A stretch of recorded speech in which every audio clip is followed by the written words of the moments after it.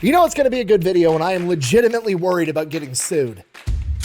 Today we're talking about the biggest, most successful psyop of all time when a Confederate colonel got wounded on the battlefield, got addicted to morphine, so in order to overcome his morphine addiction, created a new medication made out of wine, caffeine, and cocaine that he would later market as a soft drink that would become the most popular soda of all time, Coca-Cola. I can feel the cease and desist already, but we're going to get into it right after.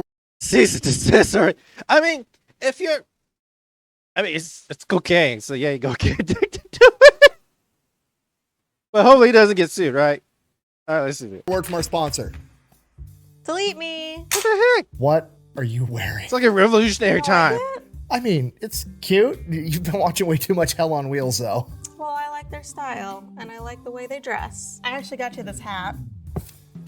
Okay, those hats are pretty cool. I'm an aficionado on the hats, as you can tell. I mean, so those hats are really cool, really cool. So you can come follow me. What is happening right now? Do you want to watch me churn butter or not? I gotta go. I'll be back in a fortnight. Please stand by.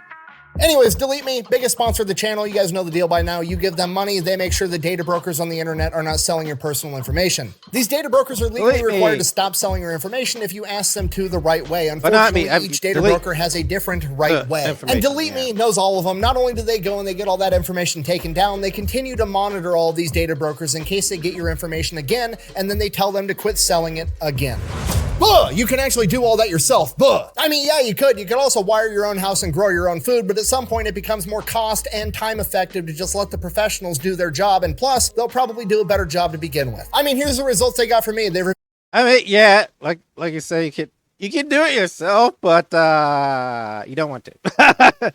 I mean, imagine butchering your own cows and chickens and growing your own food. It's just so easy. Just go to a grocery store and buy stuff. Reviewed over 18,000 listings from over 180 different data brokers and gotten over 3,000 listings removed almost every single month. And to be honest, I have absolutely no idea how long that would have taken me to do it if I decided to do it myself, but I'm 100% sure I would rather just pay Delete Me like $6 a month to do it for me. So if you're like me and you wanted to give Delete Me a try, I'm going to link in a discount code down below. Let's get back to the video. Like 3 hours. Our story begins with John Pemberton, a man that received his medical degree at the age of 19 years old, who would later go on to be a colonel in the Civil War and receive a saber wound at the Battle of Columbus and subsequently get addicted to morphine. Being a doctor, John realized that being addicted to morphine was not ideal, so he needed to find an alternative, and the one thing he found that worked was a cola wine called Vin Mariani. Now, coca wine at this point in time was a pretty popular product. It was exactly what it sounds like. It was wine mixed with coca leaves, and coca leaves is what you derive cocaine from. I know what you're wondering. How much party powder are we putting inside of this wine? Great question. Well, Vin Mariani, for example, was approximately 7.2 milligrams of cocaine per fluid ounce, and a bottle was about 25 ounces for about a total of 180 milligrams of Colombian nose torque. Why don't you? What? 100 mil? Okay, I'm sure. Yeah, 100 milligrams. That's a lot. Again, milligrams not super helpful in trying to figure out how much yayo they're actually putting inside the wine, so I'll put it to you this way. The devil's dandruff is not just an illegal street drug, it is a medication that is used in the medical industry for certain medical procedures, and according to the standards of those procedures, the maximum dose that you should give someone is approximately 160. Yeah, let me... Nope. No.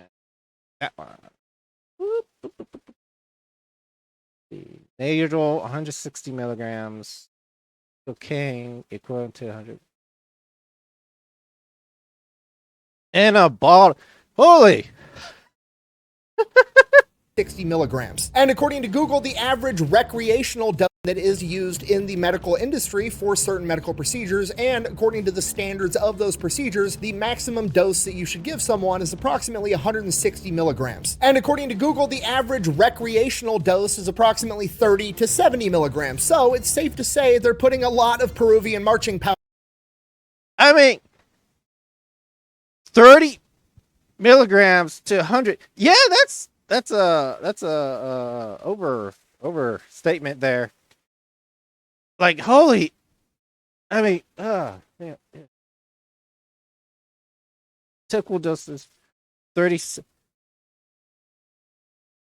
That's like 30 milligrams more than what you're putting in there. Oh, Jesus. Google, the average recreational dose is approximately 30 to 70 milligrams, so it's safe to say they're putting a lot of Peruvian marching powder inside of the wine. And this apparently helped John Pemberton with his morphine addiction for obvious reasons. Yeah, because he was getting on something else. A little bump. So after a while, John is like, you know what? I should make my own version of this. I should make an even better version. You know what this needs? It needs caffeine in it as well. I will not make garbage. We will produce a chemically pure and stable product that performs as advertised. So he essentially makes a knockoff. So, caffeine. That's like coffee and the white stuff. But could you imagine nowadays it'd be like Monster and the white stuff? Of Vin Mariani's coca wine and then adds cola nuts to get caffeine in there as well. And his recipe has about 40 milligrams of caffeine and about 9 milligrams of nose beer. Coca leaves, coca, cola nuts, cola. This is where we get Coca-Cola from. It all makes sense now. So he brings Coca-Cola to market, marketing it as a medication in 1866, and within a matter of months, the county that he resides in, Fulton County out of Atlanta, passes a temperance legislation that they are going to ban alcohol, so he can no longer have wine inside of Coca-Cola, so he has to switch over and changes it to carbonated. Okay, you can't have wine. I think that's a little bit different from beer, personally. You can't. Coming from a Catholic background, you take a little sip of wine. You know. So I wonder if that affected the churches too during communion. So basically, in the Catholic religion, you go up to I can't remember what the proper word, but it's like the altar where the priest stands, and you kneel and you take your bread and take your wine. This is part of the communion. I'm not going to get into the all stuff because we're not here for that. So I'm just saying, did that affect that also? And then, because to me that's different from ale, lager, your beer choices is maybe just background. I don't know.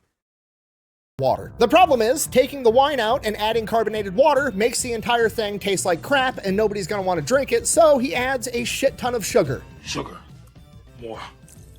Real sugar, not this glucose stuff they have to add a whole bunch of chemicals that will kill you if you drink it pure. More.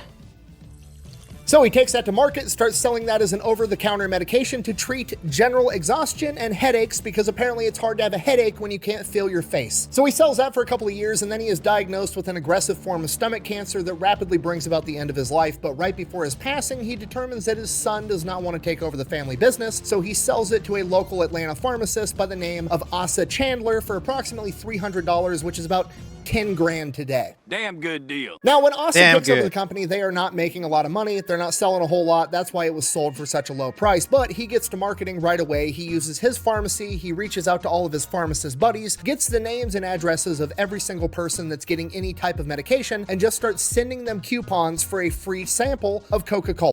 Wait, energy drinks in Japan are under pharmacy, I think.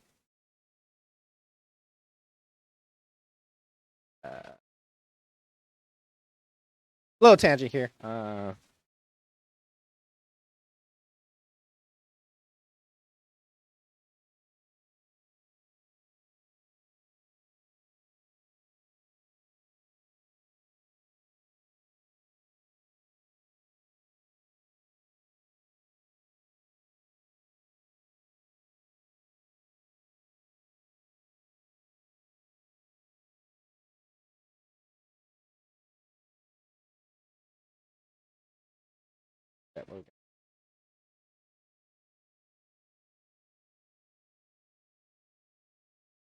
Okay, so in Japan, variety of energy drinks at both convenience stores and pharmacies. Some brands like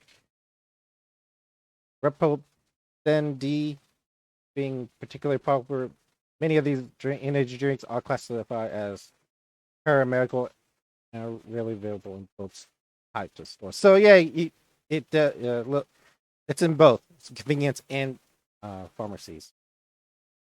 So that is interesting that Coca-Cola starts out in a pharmacy setting. Yeah. And he does this in the hope that it would bring about a new wave of lifelong customers to Coca-Cola, and it was definitely him operating on blind hope and faith, not him being a pharmacist knowing for a fact that he was giving out coupons for free caffeine and cocaine-laced sugar water. So obviously that went great, got a whole new wave of... I mean, they didn't know much back then. Can't really blame them. I mean, they were selling radium, radioactive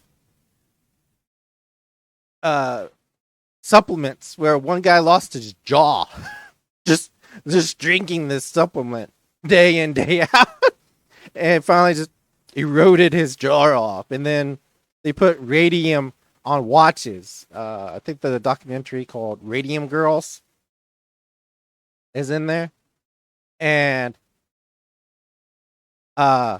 it's like the ladies all die from radiation poisoning. It's insane. Check it out. Customers, at which point he realizes, you know what, I'm going to quit marketing this as an over-the-counter medication, and I'm going to start marketing it as like a daily soft drink that anybody can drink just whenever they want as a refreshment. You know, a little pick-me-up. A little bump. Now, to be fair, this is not unique. There's like 50 other products on the shelf at this point in time, all basically the same exact thing. The difference is Asa Chandler decides that he's going to take a bunch of his profits and he's going to use that in marketing. There's banners, billboards, magazine ads. They're all over the place. And then, since he's now a soft drink and not a medication, he doesn't actually have to market all the ingredients in his product, and he just kind of like conglomerates all of the secret recipe and labels it as Merchandise 7X, and it becomes Coca-Cola's secret recipe, which also helps with marketing because you get to say, I have a secret recipe and nobody else is like us. Everybody wants our secret recipe. The most important ingredient of all, 4 heaping...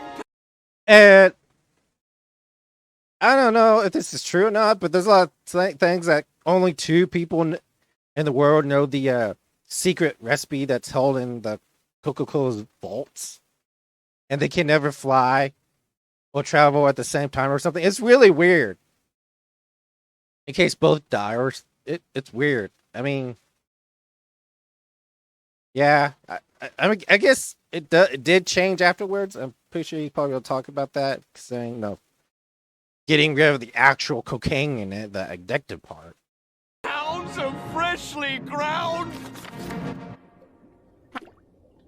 I warned you. And in doing that, Coca-Cola becomes the name brand popular version of all these products, and that's the one that succeeds the most. So by the 1890s, things are going great for Coca-Cola, and then in 1895, they revolutionized marketing by coming out with a new marketing campaign known as the Coca-Cola Girls. Basically, they figured, you know what would go great with our party powder drink? Attractive females. This is one of the first cases of sex sells ever used. Now to us, That is such a powerful marketing tool. Attracted ladies. It works for both guys and girls. Because guys want to be with them. Girls want to be that person.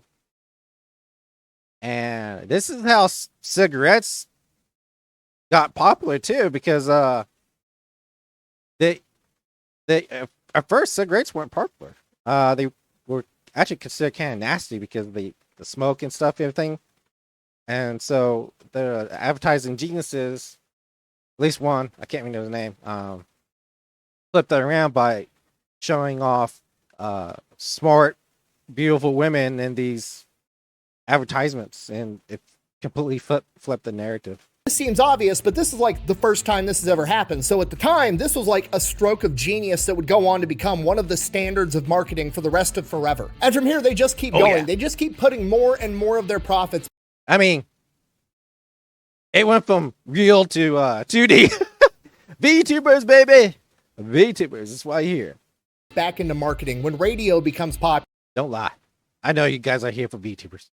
They've got ads all over the radio. When TV becomes popular, they've got ads all over the TV. They start working with actors and famous athletes. Coca-Cola is absolutely everywhere. But then they experience kind of a setback because by the early 1900s, the United States government is really cracking down on... I'm running out of euphemisms for cocaine. Nose candy. They're really cracking down on nose candy. And this, in large part, is kind of fueled by racism. There's literally a New York Times article that I'm not even going to read the title of that goes on to claim that when a black man takes cocaine, he becomes impervious to bullets. I'm not joking. Here's the article.